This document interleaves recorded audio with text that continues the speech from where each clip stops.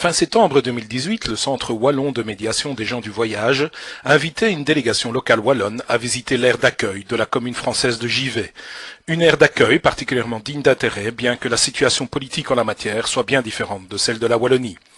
Le Centre de médiation des gens du voyage, c'est une ASBL née en septembre 2001, créée à l'initiative du Centre d'action interculturelle de la province de Namur, qui a aujourd'hui pour mission de favoriser et améliorer les relations entre les autorités publiques locales, les gens du voyage et la population sédentaire, mais aussi, plus particulièrement, de soutenir la création d'aires pour les gens du voyage, et ce, en favorisant le dialogue entre toutes les parties. L'exemple de Givet est bien évidemment un must en la matière, mais pas nécessairement un but à atteindre.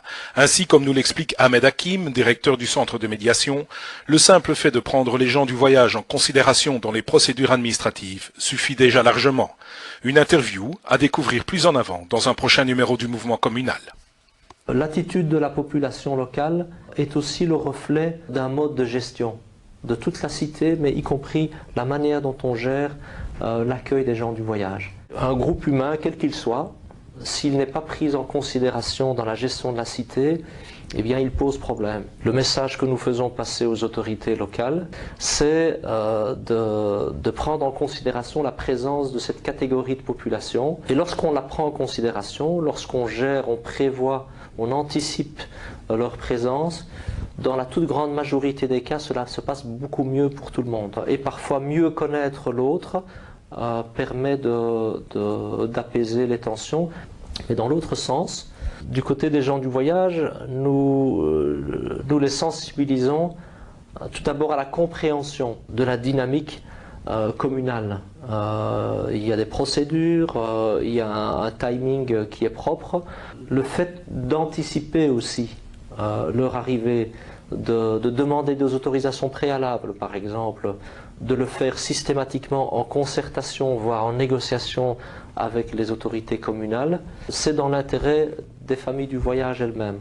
Il n'a jamais été question, en tout cas au niveau du centre de médiation, de demander à chaque commune d'aménager un terrain, mais en tout cas qu'il y ait un accueil qui soit organisé. Je pense qu'une organisation humaine, prévoir une organisation humaine, une procédure très très simple, très peu coûteuse en moyens humains et encore moins coûteuse financièrement, permet de satisfaire 80% peut-être des besoins des gens du voyage et permet de faire face à toutes les difficultés d'organisation qui existent, en tout cas par rapport à cette question, quelle que soit cette difficulté-là d'ailleurs.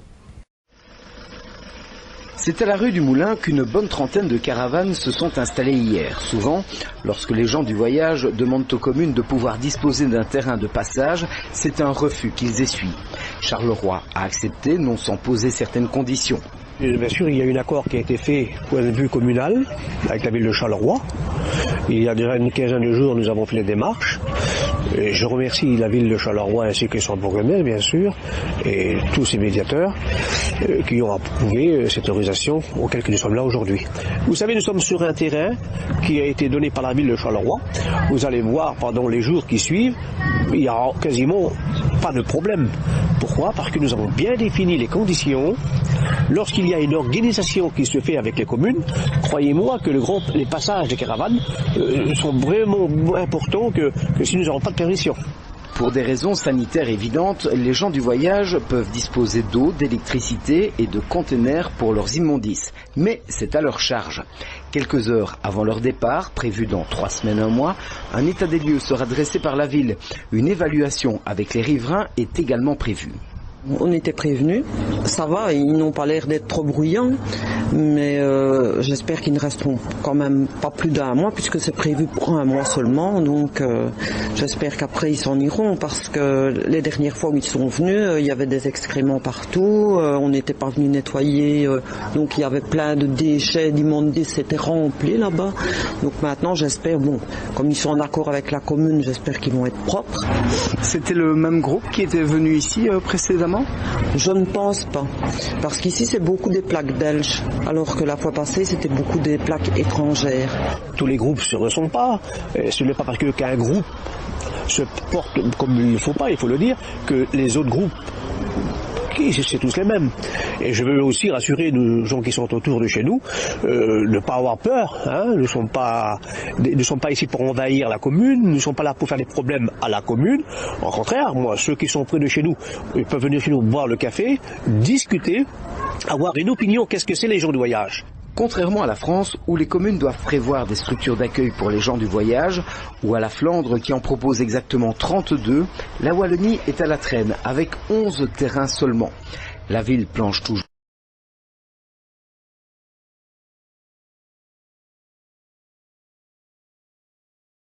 Maxime Dumoulin. Tout part d'une mauvaise expérience. Le 28 décembre, alors en vacances en Espagne, Benoît Ons est victime d'un vol. Après des heures au commissariat de la ville, l'échevin de Neupré craque sur les réseaux sociaux. Me faire voler mon sac à dos, mes cartes de banque et d'identité, de l'argent et mes lunettes, parce que les romantiques appellent les gens du voyage, spécimens parasites vivant du vol et pondant leur engeance dans des poubelles roulottes.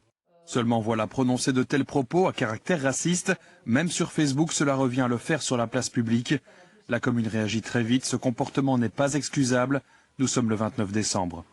Donc nous avons une réunion de collège demain à 18h, il rentre ce soir et il est convoqué non seulement comme échevin, mais d'autant plus cette fois-ci pour apporter les explications qu'il convient et que nous puissions aussi nous prendre position, mais après l'avoir entendu.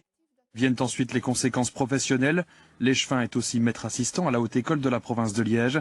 L'institution décide de l'écarter administrativement de ses fonctions. Sa famille politique, le PS, statue ensuite. Elle le reçoit hier soir pour l'entendre. La décision est sans appel. Benoît Ons est exclu de son parti. Ce matin, il décide de couper court à la réaction du collège communal de Neupré et démissionne de tous ses mandats. C'était aussi un partenaire loyal au sein de la majorité. Donc ce n'est guère pour personne, c'est une victoire pour personne non plus. Et oui, c'est avec regret, mais il a tenu des propos inacceptables qu'il doit maintenant assumer. Là. Tout un chacun doit bien réfléchir à ce qu'il écrit sur les réseaux sociaux, aux dégâts que ça peut faire et aussi aux peines que l'on peut provoquer dans les messages que l'on véhicule. Donc que ça serve de leçon à tous, ça c'est le message à retenir. Ce qui lui reste à présent, c'est son emploi. Et encore, la haute école de la province de Liège lancera lundi les procédures légales pour tenter de le renvoyer. À partir de la semaine prochaine, cette aire d'accueil sera occupée jusqu'en octobre par des gens du voyage. Ici, tout est prêt pour leur fournir de l'eau, des sanitaires, une gestion des déchets, mais également de l'électricité. Ici, c'est le courant. Que les gens, lorsqu'ils arrivent avec leur caravane, ils ont déjà le branchement qui est déjà prêt pour brancher leur caravane. Car le branchement, la lumière, c'est une chose qui est nécessaire pour la vie de tous les jours, ainsi que les toilettes, l'eau et les douches. Des aires comme celle-ci, il y en a seulement 3 en Wallonie. Alors souvent, les gens du voyage sont confrontés à des terrains peu ou pas équipés. Les communes n'ont pas toujours des aires d'accueil ou d'endroits favorables pour accueillir les gens du voyage. Il y a beaucoup de problèmes qui se passent avec les gens de l'extérieur de voir ce groupement de caravanes. Et le plus grand problème qu'il peut avoir, c'est l'expulsion des caravanes. Dans un décret voté par le Parlement wallon, un budget a été dégagé pour créer 10 nouvelles aires d'accueil. Un soulagement pour la commune de Namur, qui n'arrive pas à faire face à la demande. Avoir des terrains ailleurs va permettre une meilleure répartition et va permettre aussi d'éviter des tensions inutiles qui sont liées notamment à l'occupation de terrains privés ou même parfois du patrimoine privé et communal sans autorisation, ce qui oblige chaque fois des référés au tribunal. Faut-il encore que 10 communes wallonnes acceptent de prendre part à ce projet? Du côté des gens du voyage, on est plutôt pessimiste. J'ai déjà écouté ce discours il y a pas mal déjà d'années, je pourrais dire, qu'il y avait de l'argent. Mais ce qui est malheureux, c'est que les communes ne veulent pas y toucher à ce budget. Je serai vraiment satisfait, c'est lorsque les communes répondront présent pour l'offre que la région wallonne met à leur disposition. La communauté salue tout de même ce premier pas et espère que ces nouveaux terrains seront ouverts pendant l'hiver, ce qui n'est pas le cas des 3 aires existantes. Samedi, des gens du voyage avec une 50aine de caravanes sont venus s'installer à Florifou de manière illégale sur un terrain privé appartenant à l'ASBL qui gère le salon du vin de Floref. Les propriétaires du terrain alertés lors de l'arrivée de ces caravanes n'ont pas pu s'opposer à l'installation. La police était là pour leur dire de partir et ils continuaient à s'installer devant nos yeux à tous et je leur ai demandé de partir. Ils m'ont répondu non, nous restons jusque samedi. Mais j'ai dit, nous ne vous autorisons pas à rester jusque samedi. Ah mais c'est comme ça, on reste jusque samedi, mais vous pouvez intenter une action en justice si vous voulez. Très bien, voilà, que voulez-vous faire ? Mis devant le fait accompli, les propriétaires ont décidé de demander l'expulsion des occupants par une décision de justice. Ça ne va pas, les voisins n'acceptent pas, nous non plus. On a plein de rouspétances, les forêts froides n'y tiennent absolument pas du tout à avoir un terrain de camping à l'entrée de leur commune. Et je crois que la commune est bien d'accord avec nous. D'ailleurs, on a contacté la commune et la commune nous a aussi conseillé à faire ce que nous pensions. Donc voilà, on est sur la même longueur d'onde. Floref est accueillant, mais on sait accueillir dans un cadre, mais on ne sait pas accueillir comme ça les gens, n'importe où, n'importe comment. Ça ne tient pas du tout la route. Contactés par nos soins, les occupants ont refusé de nous donner quelques explications à propos de leur présence sur le site. Voilà en tout cas une affaire qui remet en lumière l'incapacité des pouvoirs publics à gérer l'accueil de ces gens du voyage. En Wallonie, un projet de décret existe, mais il est actuellement en attente pour obliger chaque province à installer 4 terrains. En attendant, quelques communes se sont équipées de terrains. C'est le cas de Namur, mais l'accueil y est limité à 16 caravanes. Des solutions plus pérennes permettraient d'éviter les frictions avec une population au mode de vie différent. En attendant, le centre de médiation des gens du voyage peut, à la demande, assurer une médiation avec pour objectif le mieux vivre ensemble. Du voyage qui se réunissent dans le cadre d'une mission évangélique qui sillonne chaque année la Belgique entre mai et septembre. Le problème, c'est que ce terrain appartient au BEP Expansion Économique qui n'a pas été informé de cette arrivée et qui n'a donc pas donné son accord pour cette installation. De plus, l'endroit n'est équipé ni en eau ni en électricité. Un pasteur de la communauté nous a indiqué qu'il resterait jusque dimanche soir. De son côté, le BEP nous a signalé avoir mandaté son avocat pour que ces personnes quittent les lieux au plus vite. La commune, quant à elle, nous rappelle qu'un terrain est prévu pour l'accueil des gens du voyage dans l'entité de Sambreville, mais qu'en cas d'un rassemblement d'une telle ampleur, rien d'approprié n'existe. 6h, 9h, matin première. Il est 8h48, bon début de journée. Nous vous posons cette question depuis ce matin. Faut-il prévoir un meilleur accueil pour les gens du voyage en Belgique? Une initiative dans la région de Charleroi a fait beaucoup réagir. Le président d'une société de logements sociaux a fait creuser des tranchées autour d'un terrain pour empêcher aux gens de voyage d'y accéder. Il voulait, dit-il, interpeller les pouvoirs publics. Nous débattons de ce sujet avec Ahmed Hakim. Bonjour. Bonjour. Vous êtes le directeur du centre de médiation des gens du voyage et des Roms. Bonjour Ahmed Hakim. Bonjour. On va commencer avec une première question laissée sur le répondeur. Ce matin, on écoute. Ce n'est pas les communes à s'occuper de cela, mais la région wallonne ou la province qui a le devoir de prévoir des places d'accueil permanent pour accueillir les gens du voyage. C'est un devoir. Tout le monde a le droit à vivre comme il veut. Il y a suffisamment d'endroits adéquats pour les accueillir, comme les anciennes casernes militaires ou les anciens dépôts désaffectés où il y a de l'eau et de l'électricité. Alors il y a deux aspects sur sa question, les endroits, mais le côté législatif aussi, c'est ça qui est intéressant. On entend d'un côté les communes n'ont pas d'arsenal législatif pour avancer, c'est les provinces qui doivent le faire. On en est où en Belgique? Il y a une différence parfois entre la Flandre, la Wallonie, Bruxelles, les régions. C'est une matière qui est gérée comment? On en est où? Alors, tout d'abord, rappeler que en ce qui concerne les gens du voyage, nous parlons ici, comme j'ai coutume de dire, de Wallons, de Bruxellois, de Flamands, voire parfois des personnes qui viennent du nord de la France, qui ont comme mode d'habitat un habitat mobile. Ceci étant dit, les questions d'habitat sont extrêmement régionalisées en Belgique, et donc il y a des politiques avec certaines différences en Flandre, en région bruxelloise et en Wallonie. Par rapport à la région bruxelloise et en région wallonne, il n'y a pas d'obligation, il n'y a pas de contrainte, ni sur le plan local, ni provincial, ni régional, d'accueillir les gens du voyage et encore moins de prévoir et d'aménager des terrains. Maintenant, il y a une politique, notamment en région wallonne depuis plusieurs années, qui vise à organiser l'accueil, à organiser le séjour des gens du voyage sur le plan local, et c'est une politique d'incitation plutôt que de contrainte. En région bruxelloise, c'est assez paradoxal, à savoir que c'est la seule région, et à ma connaissance, même dans les pays limitrophes, c'est le seul endroit où la caravane est reconnue comme habitat. Maintenant, là où la bas blesse, c'est que actuellement, en région bruxelloise, les gens du voyage ne peuvent pratiquement pas séjourner, ne fût-ce qu'une journée. En région flamande, là, ils ont beaucoup investi dans l'aménagement de terrains que l'on pourrait qualifier plutôt de terrains résidentiels pour les gens du voyage flamand qui résident en Flandre. Alors, en ce qui concerne les questions des niveaux de pouvoir qui sont compétents en la matière, tout d'abord, en Belgique, l'autonomie communale, c'est un principe important. La deuxième chose, c'est qu'au niveau de notre expérience, il est clair que le niveau de pouvoir qui est le plus à même de gérer concrètement le séjour des gens du voyage, c'est véritablement le niveau communal et avec un appui de la région. Vous comprenez alors ce geste de cette personne à Charleroi qui a fait creuser ces chantiers, ces tranchées, plus pour choquer finalement, plus pour attirer l'attention sur le fait qu'ils se sentent démunis face à la problématique des installations, etc. C'est quelque chose qui vous a choqué, vous, ou bien vous comprenez finalement qu'on attire l'attention sur le phénomène? Tout d'abord, dans le domaine qui est le mien, je ne suis plus choqué par grand-chose.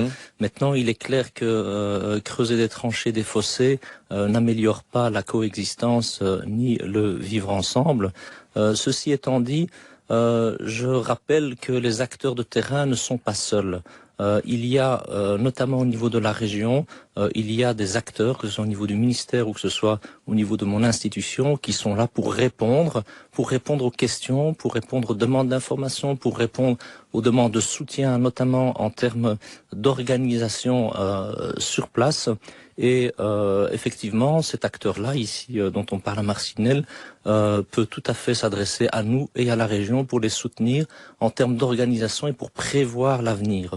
Maintenant, on ne peut pas se substituer non plus, je dirais, aux acteurs de terrain, aux acteurs locaux, aux acteurs communaux, quand bien même, et ça a déjà été le cas à un moment donné, des acteurs supracommunaux comme les provinces, par exemple, où la région propose des solutions, y compris des solutions en termes de terrain, ce sont toujours les acteurs communaux, le collège communal et le bourgmestre, qui doivent autoriser ou non l'installation des gens du voyage. Je vais vous citer une citation de Robert sur Facebook qui demande: à quand une vraie politique d'accueil des gens du voyage en créant des zones réservées, équipées, et en contrepartie, il y aurait le contrat de bonne gestion des lieux et des comportements des occupants. Il rappelle, tous les gens du voyage ne sont pas des brigands, il faut communiquer et négocier. Certaines personnes attirent notre attention aussi sur le fait que parfois les terrains laissés après étaient effectivement dans des états, c'était pas toujours le cas évidemment, mais dans des états qui n'étaient pas au moment, dans l'état dans lequel ils étaient quand ils sont arrivés, ça manque un peu cette communication entre les pouvoirs finalement et les gens du voyage? Oui, tout d'abord peut-être rappeler que la plupart des gens du voyage ne sont pas des brigands. Il l'a dit, c'était cité sur Facebook. Et la deuxième chose, je peux répondre de plusieurs manières. Il y a plusieurs réalités qu'il s'agit de gérer. Dans la plupart des cas, une simple organisation au niveau communal, une simple organisation en termes d'accueil suffit largement. Il n'est pas nécessaire d'aménager, d'équiper des terrains pour la plupart des situations concernant des groupes de caravanes d'approximativement 30 à 35 caravanes. Alors maintenant, dans les situations, dans certaines communes, dans certaines villes ou communes où les gens du voyage sont très présents tout au long de l'année, bien évidemment, l'aménagement d'un terrain peut tout à fait se justifier. Et d'ailleurs, la région wallonne investit dans certains endroits dans l'aménagement de terrain. En région bruxelloise, il y a un terrain qui a été aménagé depuis plusieurs années. Malheureusement, il est fermé actuellement. Mais j'ai cru comprendre que la région bruxelloise réfléchit à sa réouverture, mais une simple organisation au niveau local permettrait de résoudre facilement 80% des situations problématiques. Et il y a des communes, il y a des bourgmestres, et ça, je pense que c'est important aussi de le souligner, qui s'engagent et qui prennent leurs responsabilités, et de ce depuis plusieurs années, parfois dans l'anonymat le plus total, et qui organisent le séjour des gens du voyage. Le problème, effectivement, c'est que ces bourgmestres et ces communes ne sont pas suivis par la grande majorité. Et là, effectivement, peut-être qu'une contrainte, qu'une obligation, s'adressant à toutes les communes, non pas pour aménager des terrains, mais pour organiser l'accueil, permettrait de soulager ces communes-là. Très bien, merci beaucoup Mendakim d'avoir été avec nous ce matin pour répondre à nos questions. Et à celles des auditeurs. Jeudi soir, les caravanes ont vite pris possession de ce terrain privé à Herve sans autorisation. Tout juste nommé, le nouveau bourgmestre de Herve est allé à leur rencontre. Les gens du voyage ont promis de quitter les lieux. L'agriculteur a été dédommagé de 1 000 €. On est pendant une période un peu compliquée pour l'agriculture en pleine sécheresse et donc le terrain avait repris un peu vigueur et l'herbe avait repoussé. Malheureusement, les gens sont rentrés dedans sans aucune autorisation. Et donc, il y a un impact direct par rapport à ceci. Et donc, il était question ici de trouver un arrangement entre les personnes. Et pour la ville, évidemment, il y a aussi une discussion par rapport aux déchets qui sont produits par les personnes, comme toutes les personnes dans une commune, mais ici par les gens du voyage. Et donc, on a eu un accord comme de quoi ils reprenaient tous les déchets et quelques explications aussi pour qu'ils en produisent le moins possible. Les installations illicites, les gens du voyage connaissent. En Wallonie, seules 2 communes leur proposent une aire équipée. 9 autres mettent un espace à leur disposition. Ces gens du voyage ont voulu faire étape sur une de ces aires à Verviers, mais la liste d'attente est d'1 an, inconciliable avec leur mode de vie. Le problème, c'est que quand rien n'est prévu, cela se passe souvent mal. Les gens du voyage pointent insultes et rejets. Le voisinage hervien se plaint, lui, de certains comportements. Dès leur arrivée, la ville a tenté de privilégier le dialogue, constructif et ferme. Je préfère privilégier vraiment le dialogue, qu'on fasse ça de manière constructive, on essaie d'entendre les uns et les autres. On est là, nous, comme intermédiaires, de toute manière, comme médiateurs, et essayer de trouver une solution qui arrange les uns et les autres, en sachant qu'on ne peut pas accepter qu'on rentre comme ça dans un terrain privé sans aucune autorisation. Fin juin, un avant-projet de décret va obliger chaque province à proposer une aire aménagée et 3 aires temporaires d'ici 2020. À voir maintenant si le nouveau gouvernement wallon entérinera ce texte.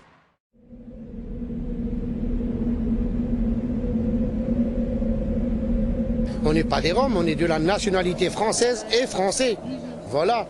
Là, c'est un démenti qu'on fait. Soi-disant, entre guillemets, on est des Roms. On n'est pas des Roms, on fait partie des gens du voyage parce qu'on vit en caravane. Voilà, c'est tout point à la ligne, mais on est français, de nationalité française.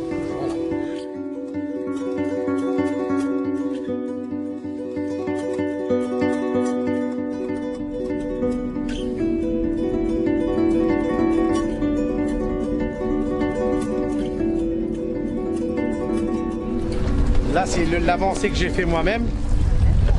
Ça, c'est des caravanes pour les machines à laver.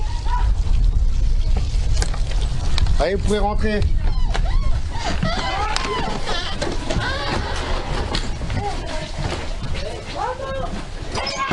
Voyez. Alors là, on est chez vous. Voilà, ici, c'est un mobil-homme. Et je me bats pour le mettre dans le nouveau terrain aménagé. D'accord. Vous voyez. Ici, ça fait le salon. Voilà. Là, ça a la cuisine. Salon, cuisine ici. J'ai 3 chambres. J'ai la salle de bain, la douche.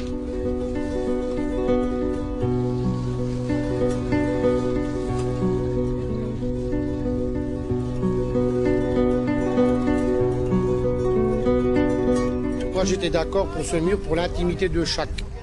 Et c'est une plateforme qu'ils vont mettre. Voilà, point à la ligne. C'est pas un mur qu'on appelle le mur de Berlin. Donc ça vous choque. Vous, ça vous choque pas? Non, pas du tout. C'est nous qu'on a voulu avoir ça pour l'intimité de chaque personne, l'intimité de nos voisins. Ben voilà, c'est pour entre 12 et 14 familles dans le nouveau terrain aménagé. Il y aura des parcelles entre 150 et 200 mètres carrés.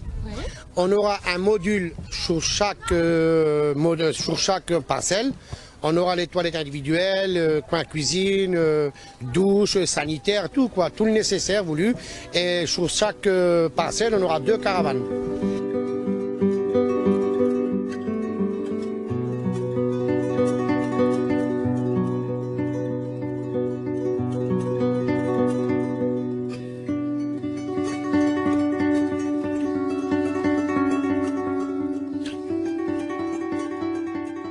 Ce qui nous dérange le plus, c'est vraiment le fait de ne pas avoir été prévenu. Le fait de subir. Maintenant, si on avait été prévenu, continue à lancer le projet, nous sommes responsables. Voilà. Là, on est responsable de pas grand-chose. On subit un projet qui est 100% français. On ne nous demande pas notre avis. Et aujourd'hui, qui c'est qui va subir les conséquences? J'espère qu'elles ne seront pas si mauvaises que ça. Ce serons nous ici du côté de la Belgique. Le quartier, les voisins, on est en colère de ne pas avoir été prévenus. Les voisins sont en colère parce qu'il y a des soucis et que personne ne les entend, les plaintes ne sont pas prises en compte et forcément les soucis perdurent. Donc même si ils ont été les parents ou les personnes des gens du voyage ont été alertés, les problèmes n'ont pas été réglés. Donc forcément il y a un climat de colère et d'insécurité qui s'est installé dans le quartier qui n'est pas du tout réglé.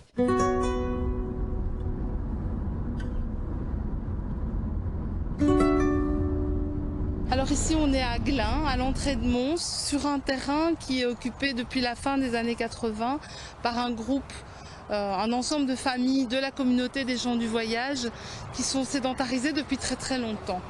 C'est un peu un dossier emblématique, symbolique pour vous. Oui, à Picardie Laïque, ça fait plus de 10 ans maintenant qu'on s'intéresse, qu'on se questionne sur ce dossier, qu'on connaît les habitants et qu'on essaie de dépatouiller un peu cette histoire qui est quand même assez compliquée. C'est-à-dire que les gens vont devoir à terme quitter ce terrain sans pouvoir s'installer sur un autre terrain, mais sans avoir non plus de solution de relogement d'un autre type. On est un peu dans une impasse là, non ? On est dans une impasse, on est dans une situation à couteau tiré, de rupture de dialogue même, parce que les habitants n'arrivent plus à se faire entendre par les autorités communales.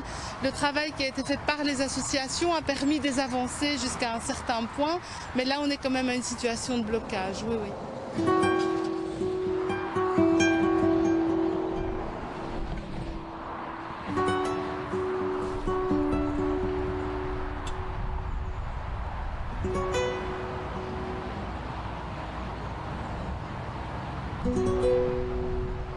Constate dans notre travail au quotidien, c'est que très souvent quand on parle des gens du voyage, ça coince.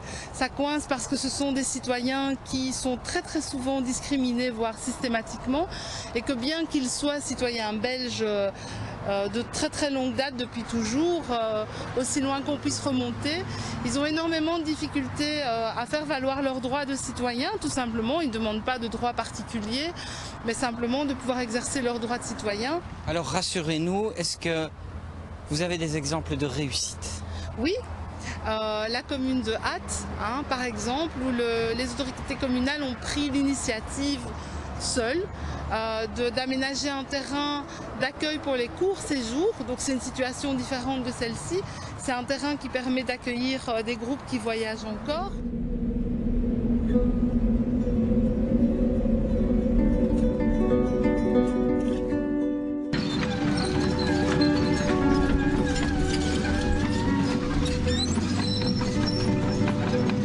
En fait, nous étions confrontés régulièrement, comme étant le long d'une autoroute entre Bruxelles et Lille et un nœud un peu de circulation, par l'arrivée des gens du voyage sans être prévus, s'installer sur les zones de stationnement, notamment à proximité de la gare. Les navetteurs étaient furieux et puis bien sûr on parlait de tout dans les trains, dans la population.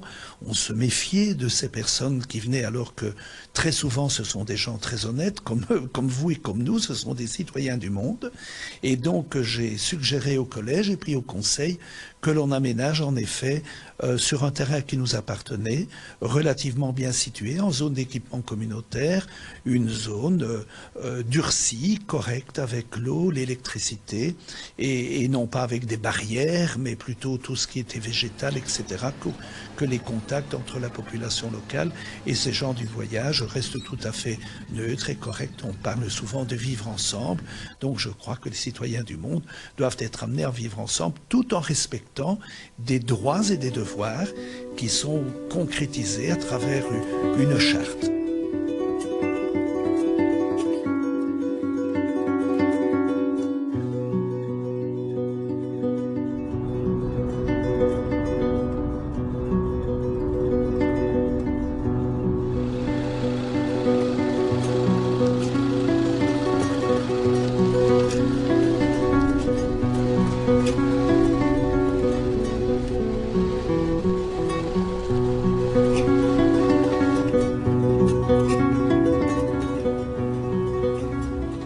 Est-ce un mur pour séparer ou est-ce un mur pour protéger?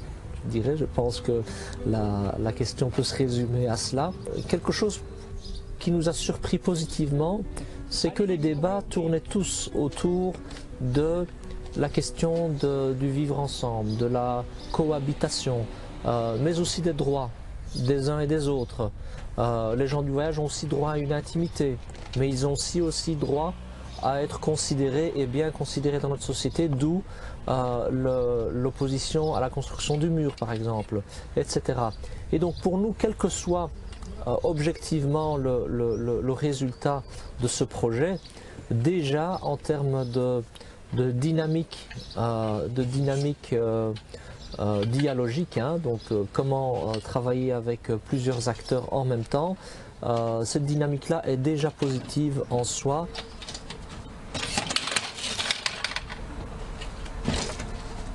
Donc ici je suis en train d'installer le petit mobilier devant notre espace mobile. Donc c'est un mobil-home que nous utilisons pour les animations sur les terrains des gens du voyage, mais que nous pouvons aussi utiliser occasionnellement pour faire de la médiation, pour avoir un lieu neutre de médiation, un lieu de médiation mobile. C'est-à-dire que nous, on part déjà d'une situation où la communication est pratiquement inexistante, voire pire. C'est une communication qui est déjà complètement entachée de malentendus, de stéréotypes, de préjugés des uns et des autres. Et donc l'objectif principal de la médiation, en tout cas l'objectif premier, si pas le principal, mais en tout cas l'objectif premier, c'est au minimum d'installer des conditions de dialogue, des conditions de discussion. Ce qu'il faut se dire, et c'est là que notre position de médiation est tout à fait intéressante, c'est que l'inquiétude est la même chez les gens du voyage, quand ils s'installent près d'eux chez vous. Ils ne savent pas comment vous allez interagir avec eux. Ils voient le regard peut-être craintif, mais peut-être aussi méfiant, voire agressif, que vous posez sur eux. Ça suscite chez eux autant d'inquiétude et de méfiance que chez vous.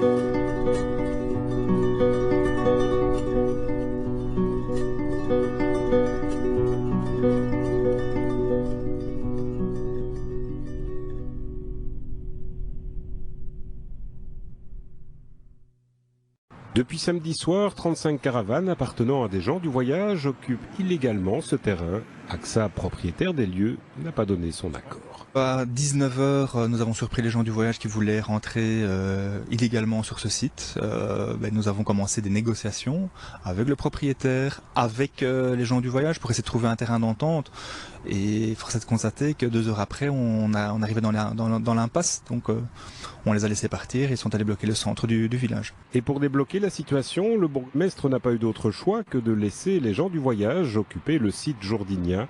Le groupe précédent qui avait occupé les lieux n'avait pas laissé que de bons souvenirs. Et depuis quelques années, nous accueillons des gens du voyage ici, cela se passe relativement bien, mais le dernier groupe qui est venu a laissé une ardoise de 10 000 € de frais sur l'éclairage public, sur les bornes à incendie, et ça a précipité la décision donc du propriétaire qui ne veut plus accueillir ce gens-là. Sur ce site, on va bientôt construire aussi Ben oui, c'était aussi un des éléments qui a poussé le propriétaire à protéger son patrimoine. Donc des constructions vont bientôt sortir ici dans les prochains mois. Il ne voulait pas se permettre de prendre des risques supplémentaires. Les gens du voyage ne comprennent pas pourquoi on leur interdit de séjourner quelques jours sur ce terrain. On a l'hygiène dans les caravanes, on a des WC chimiques, vous voyez, on a des groupes électrogènes pour l'électricité. Nous, le truc qui nous manque, c'est l'eau. Donc l'eau, on est obligé de prendre des nourrices. et d'aller dans les pompes à essence ou dans les cimetières pour aller chercher de l'eau, pour laver notre linge, parce qu'on est quand même civilisé en 2014. Hein. Donc je pense que c'est aujourd'hui une vie incroyable qu'un bourgmestre ne peut pas donner, d'en avoir à des animaux et à des êtres humains, on ne leur donne pas d'eau ni d'électricité. Je trouve ça un peu inadmissible, tout simplement. Aujourd'hui, la commune attend la décision du propriétaire, un propriétaire qui avait accepté samedi soir, mais sous la condition du paiement d'une caution. Et il faut que chaque partie fasse un pas vers l'autre, et je comprends AXA qui a envie de couvrir les derniers risques qu'il a pris, la dernière facture donc de 10 000 €, donc il a demandé d'avoir une caution de ce montant-là, ce qui n'a pas été accepté par les gens du voyage à la fin des négociations, parce qu'au début c'était visiblement faisable. L'affaire est pavée de grosses commissions. Sans toilettes sur le campement, les bois ont servi de petits coins. En découvrant l'article de la Meuse ce matin, les gens du voyage n'étaient pas fiers. Et moi, pour le respect de la ville et le respect du maire, j'ai ramassé moi-même, j'ai tout ramassé et c'est très propre. La ville de Liège a également pris les choses en main. Une solution provisoire a été trouvée. Nous avons en urgence ce matin commandé des catécabines qui viendront dès demain et le site est en train d'être renettoyé pour qu'il n'y ait vraiment aucun souci. Quand j'ai lu l'article, j'étais un peu touché parce que je connais bien leur mentalité. Ce sont des gens qui sont ordonnés, des gens qui ont une discipline. Bon, des fois, les enfants font des erreurs qu'ils n'en font pas non plus, mais ce sont des gens qui ont quand même une discipline évangélique. Il faut dire que la surprise a été totale chez les riverains. Jeudi soir, ils ont vu débarquer une dizaine de caravanes. Nous, on est vraiment des défenseurs de ces zones vertes. Et là, il y a, voilà quoi, ça ne respecte pas trop l'environnement et comme je vous dis, quand on se promène, ils font leurs besoins un peu partout et voilà, on peut pas dire que ce soit super agréable pour nous. L'endroit n'est pas un lieu public. Si la ville veut les expulser, il faut une action en justice. Tous ces gens sont de la même famille, ils sont roms et originaires de Valenciennes. Ils sont à Liège pour être plus proches de l'hôpital de la Citadelle. Mon mari il est à l'hôpital. Et normalement, je suis toujours en France. Vu que j'ai eu ce cas-là, que j'ai mis un petit peu en vacances, j'ai eu le problème de mon mari et j'étais obligé de rester ici en Belgique. Le club de foot tout proche met à disposition l'eau et l'électricité. Auparavant, cette famille séjournait à Amet. Selon la police, ils s'y sont bien comportés. Ici, ça se passe bien. Ce sont des gens tout à fait corrects. Les contacts sont excellents. La présence juste à côté du club de football qui est très ouvert aussi. Donc, c'est des conditions un peu idéales. Mais nous voulons être très clairs, c'est une fois, il n'y aura pas deux situations du même type. Les riverains peuvent être rassurés, la ville de Liège est catégorique, elle refuse que le tiers à Liège devienne un lieu d'accueil pour les gens du voyage. Ce terrain privé rue de l'Avenir est la propriété de l'ASPI, l'agence de développement pour la province de Liège. Dimanche vers 15 h, cette centaine de caravanes s'y sont installées sans autorisation, des gens du voyage qui ont quelque peu surpris les autorités communales. On a un peu pris de court, on est mis devant le fait accompli et c'est cela qui est surtout dérangeant, disons. Il n'y a pas eu de demande préalable de la part de ces gens du voyage? Il n'y a pas eu de demande préalable, malheureusement, et je crois savoir que c'est comme cela qu'ils pratiquent en général, parce que bien souvent, ils ont des refus. Les différentes communes auxquelles ils ont déjà fait une demande par le passé, c'était un niet systématique, quoi. Ils avaient l'intention de rester ici pour 3 semaines, mais après négociation avec la commune et la police de Meusesbé, un accord signé a été conclu. La bourgmestre en titre, donc Madame de Villers, qui a eu le premier contact, elle a trouvé un arrangement pour la durée du temps, donc 1 semaine normalement, ainsi que la police qui était présente. Il y a au niveau de l'électricité, l'eau, etc., tout ça a été réglé moyennant une intervention de leur part, de la part donc, des gens du voyage. Dimanche, la communauté devrait rejoindre le terrain officiel d'accueil d'Amet. En attendant, la commune et la police restent vigilantes. Des patrouilles sont régulièrement organisées de manière préventive. Il faut dire que la cohabitation entre riverains et gens du voyage est parfois tendue. Ici, nous sommes à 2 km de Fisfontaine. Pas d'habitation toute proche donc, mais la commune a souhaité avertir la population locale par courrier. Pour l'instant, les autorités communales ne parlent pas encore d'expulsion et ce ne serait pas à elles d'entreprendre cette démarche.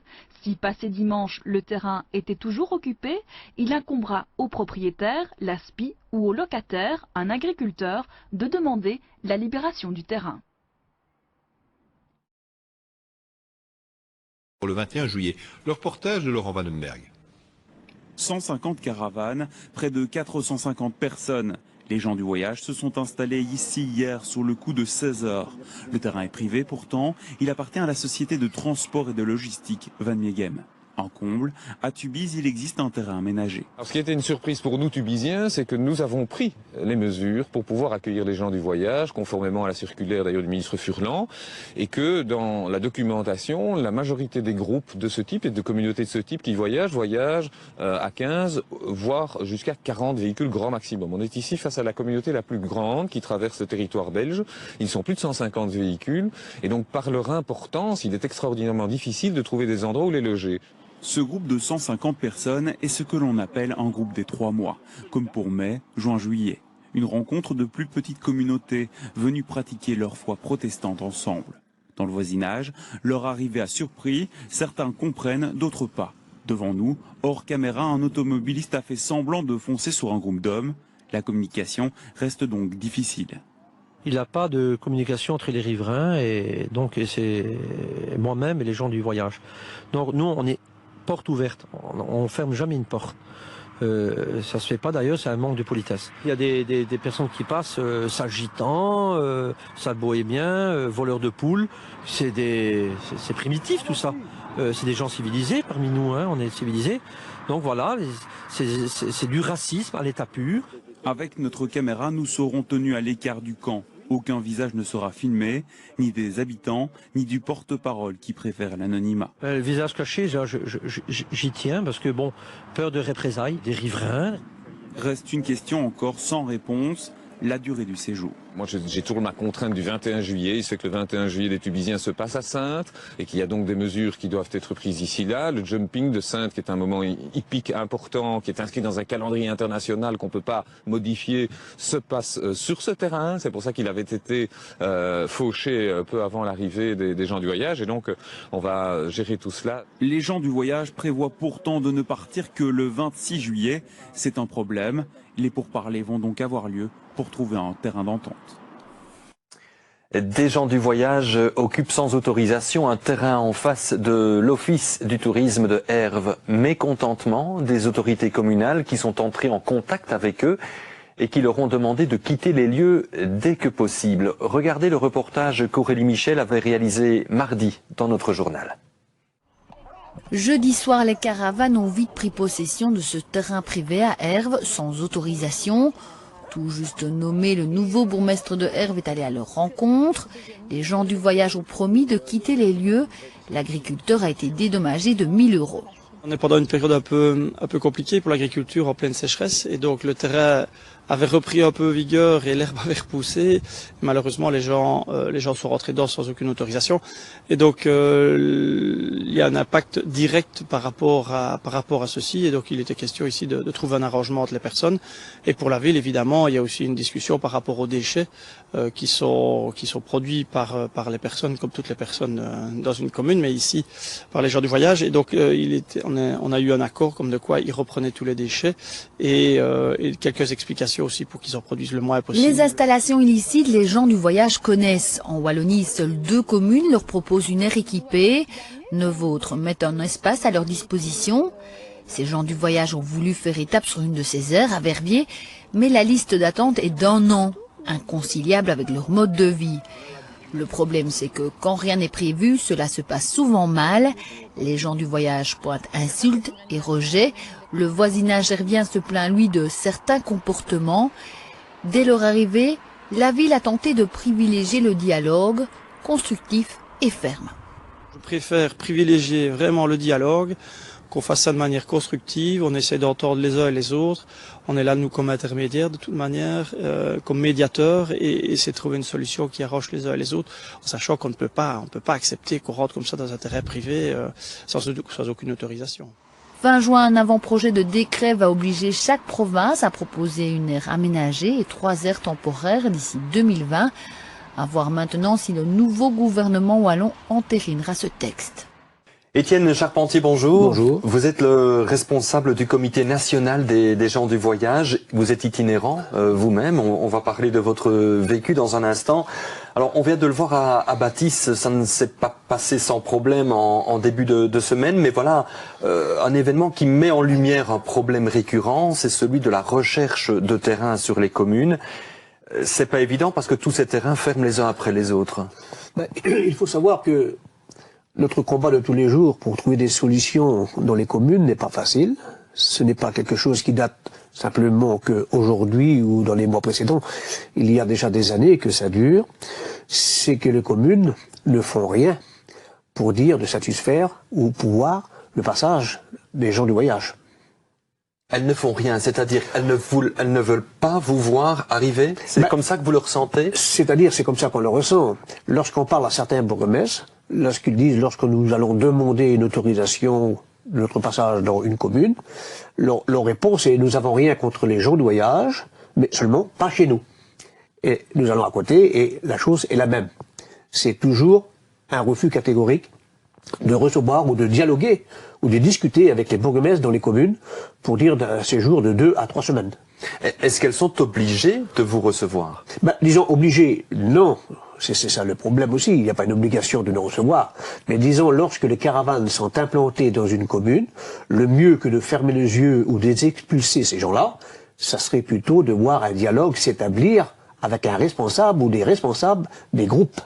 Et comment faites-vous? Expliquez-nous, Monsieur Charpentier, quand vous arrivez dans une commune, comment ça se passe? Vous vous installez d'abord et puis vous discutez après? Expliquez-nous. C'est-à-dire, c'était avec la force des choses, nous sommes obligés de le faire. Certaines communes nous disent, oui, mais les gens du voyage viennent sans nous prévenir.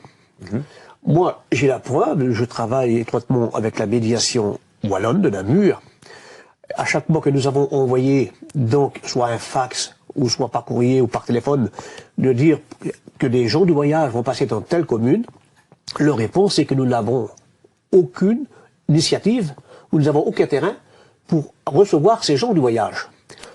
Voilà pourquoi que parfois, et il faut le dire encore assez souvent, on se met sur des terrains sans demander la permission, parce que lorsque nous demandons, c'est un refus dit. Et les gens ne sont pas prêts à nous recevoir dans leur commune. Oui. Donc, il est faux de croire que vous arrivez sur des terrains sans autorisation. J'ai les preuves à l'appui, et ce que je dis, ce n'est pas des paroles en l'air. Toutes les fois que nous avons fait les demandes, par écrit, nous les avons.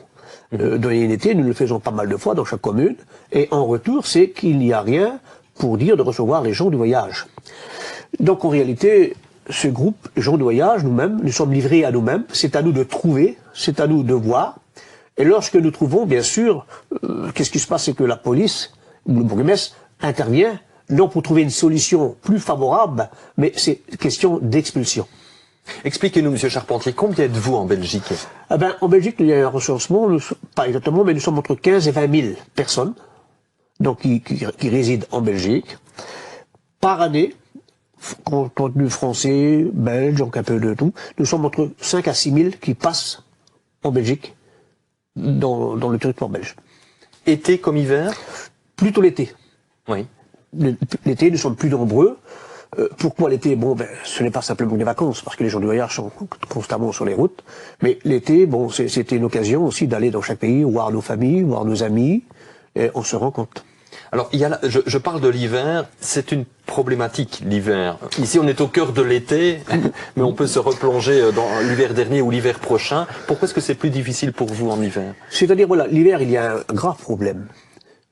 C'est que l'été, vous savez très bien, certaines communes, ou très peu de communes, ont officialisé des terrains l'été. Mais à partir, je crois, de octobre, ces terrains sont fermés. Ce qui se passe, c'est que le terrain qui est fermé, ça met dehors beaucoup de gens de voyage qui résident et qui vivent en Belgique. Il y a des intempéries l'hiver.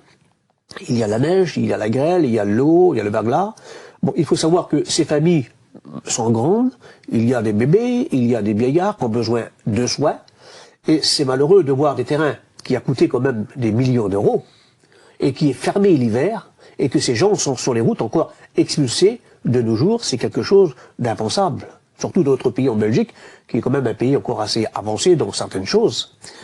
Et c'est pour ça qu'il faudrait que les communes puissent prendre en considération, lorsqu'il y a des terrains qui sont ouverts précisément pour ces gens du voyage, de grâce que les communes ne puissent pas les fermer, mais qu'ils puissent aussi l'hiver, pour le peu de nombre, parce que l'hiver il y a beaucoup moins de personnes, de caravanes, donc que nous pensons aussi à des gens qui vivent chez nous, en Belgique, de le mettre à la disposition, ce terrain. Combien de terrains aujourd'hui sont officialisés en Belgique? Vous savez, dans la Wallonie, il y en a très peu. À ma connaissance, il y en a très peu.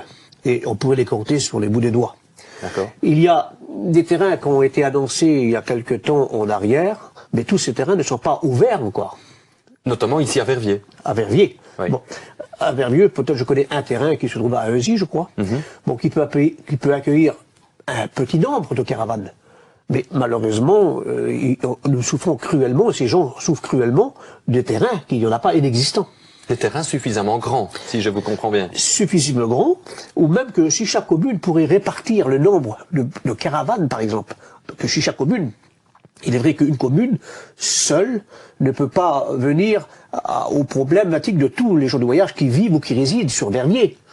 Il y a d'autres communes alentours, ils devraient plutôt, comme on fait d'habitude, se réunir autour d'une table et discuter, voir comment on pourrait résoudre le problème.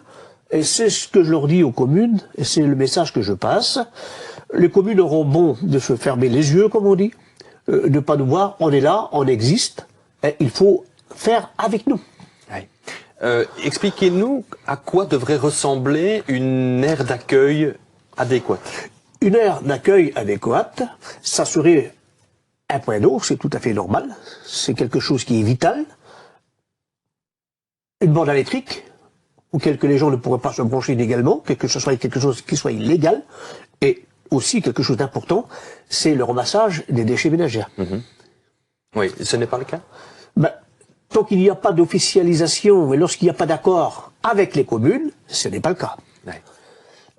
Si nous voulons que dans nos communes, que les gens du voyage se comportent, parce que c'est leur mot, ou qu'on se comporte dans quelque chose qui est droit, qui est bien, qui est juste, je crois que plutôt de laisser ces gens du voyage dans quelque chose qui n'est pas légal, que de les oublier, que de les laisser là. Ils vont former parfois dans chaque commune, ça serait le mieux, un médiateur, justement, pour essayer de trouver une solution pour ces gens du voyage. Et vous savez, lorsqu'il y a une organisation qui se fait communale, médiateur, les gens savent rester 2 ou 3 semaines, les gens savent où prendre de l'eau, les gens savent où mettre leurs déchets, et disons que le problème se passe à 100% dans le mieux. Le nouveau gouvernement wallon, on verra s'il suivra les recommandations du précédent. Vous savez qu'il y a un nouveau gouvernement wallon qui a été mis en place. Il prévoyait, le précédent en tout cas, qu'en 2020, il faudrait au moins 3 aires temporaires par province. Est-ce que ça vous rassure? Disons, vous savez, jusque maintenant, nous avons eu que des belles, comment dire moi, que des projets.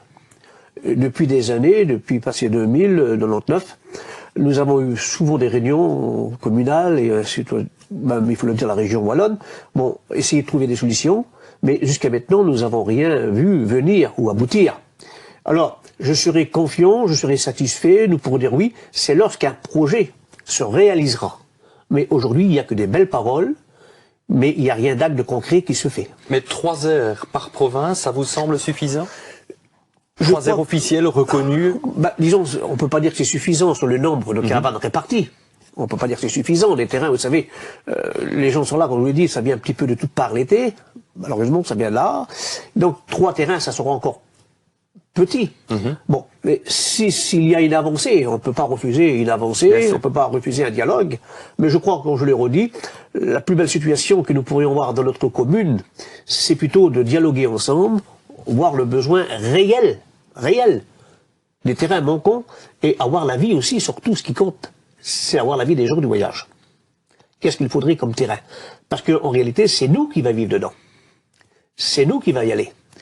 Je me souviens dans certains pays, donc de nos amis pays flamands, une fois, les terrains ont été faits, mais en réalité, les gens du voyage n'avaient pas été contactés, n'avaient pas été voir ce terrain.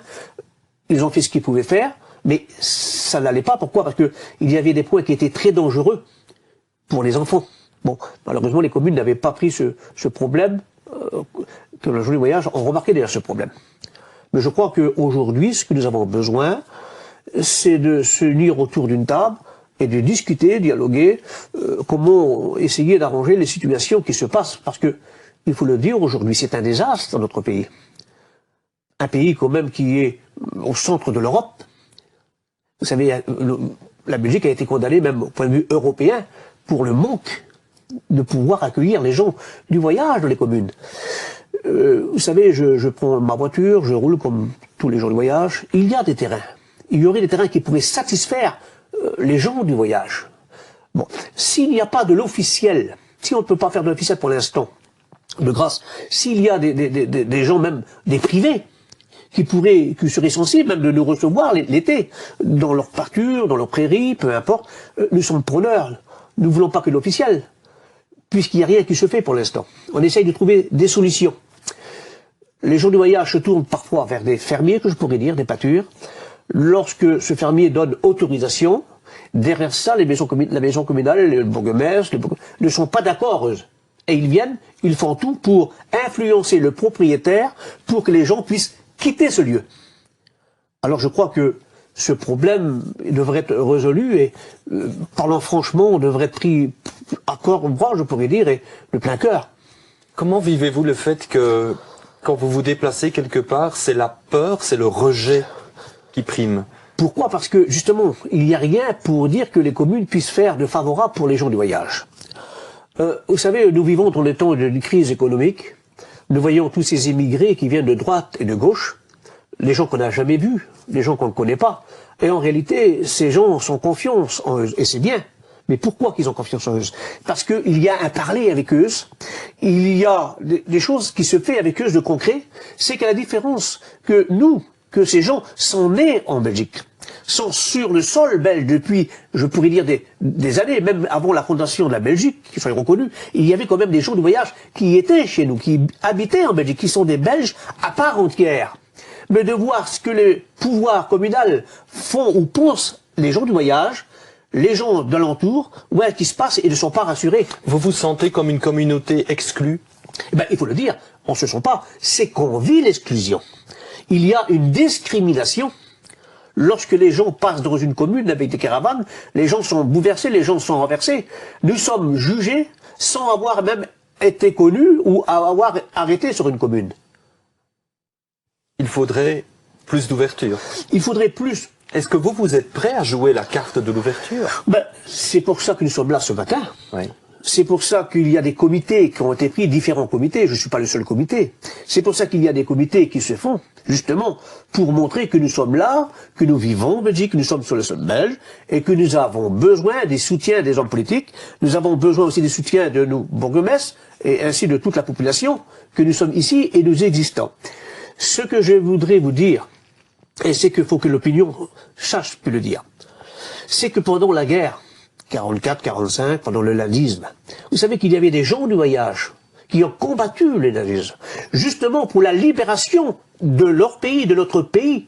Et derrière cela, nous sommes toujours exclus et nous sommes toujours discriminés. Mais n'oublions pas que nos grands-parents ont donné leur vie, certains, pour la libération de la Belgique. Nous avons participé, ils ont participé à la libération. Des familles entières ont été détruites, justement. Parce que il y avait aussi derrière ça, essayer de se libérer de ce nazisme. Et vous voyez, ce combat. Et malheureusement, ce que nous voyons, c'est que nos grands-parents ont donné leur vie, je vais employer un grand mot, qui est inutile. Il n'y a pas de reconnaissance derrière cela. Merci beaucoup, Étienne Charpentier, en tout cas, de nous avoir rejoints ce samedi midi. On a, grâce à votre témoignage, pu mieux comprendre votre quotidien, votre réalité, une réalité d'une communauté qui reste assurément trop méconnue. On a essayé de combler peut-être à travers cette émission ce manque. Merci beaucoup. Merci à vous. Complément d'info revient samedi prochain, midi. Bon week-end à toutes et tous. Et lundi, 18h, eh bien, c'est le retour de l'information de votre région. À bientôt.